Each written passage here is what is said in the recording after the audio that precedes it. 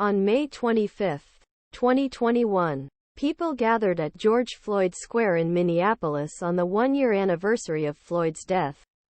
A few days before Christmas, a grand jury in Washington state indicted 3 Tacoma police officers the death of Manuel, Manny, Ellis, a 33-year-old black man who 2020 after allegedly dying police custody.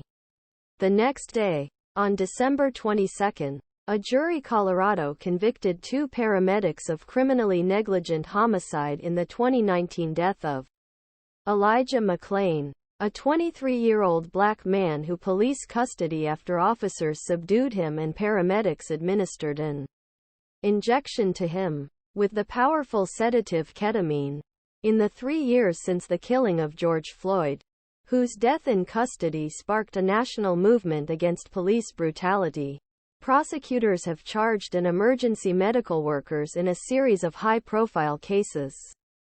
The result was mixed verdicts, convictions, acquittals and, in one case, a mistrial. Civil rights activists, legal experts say the differing results reflect a country still struggling with how to handle cases of police use of deadly force and reflecting changing public sentiment about law enforcement safety. The responsibility of the police is still being debated.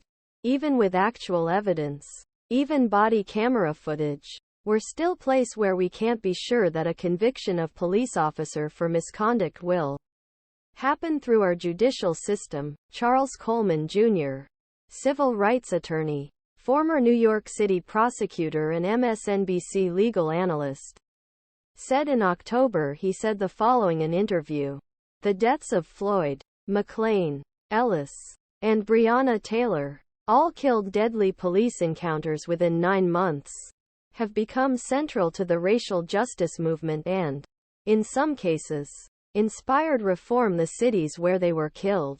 In all, 16 police officers and paramedics faced state and federal charges in 4 cases. There have been 8 convictions so far in the Taylor case, including a former police detective who pleaded guilty to federal charges. But reform activists pointed out that convictions are only one part of the justice system.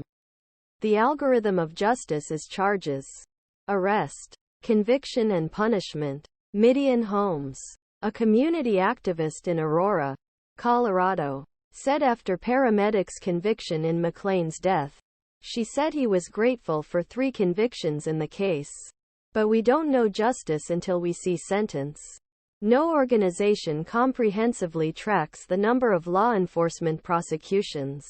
But legal experts and those pushing for police reform say prosecutors appear more willing to file charges against officers even as juries are less willing to convict. At least we have a situation where police are subjected to same criminal justice processes as the rest is, said Ian Farrell, a law professor at University of Denver Sturm School Law. But Philip Stinson, a criminal justice professor at Bowling Green State University, said jurors are often reluctant to second-guess the split-second decisions of police officers.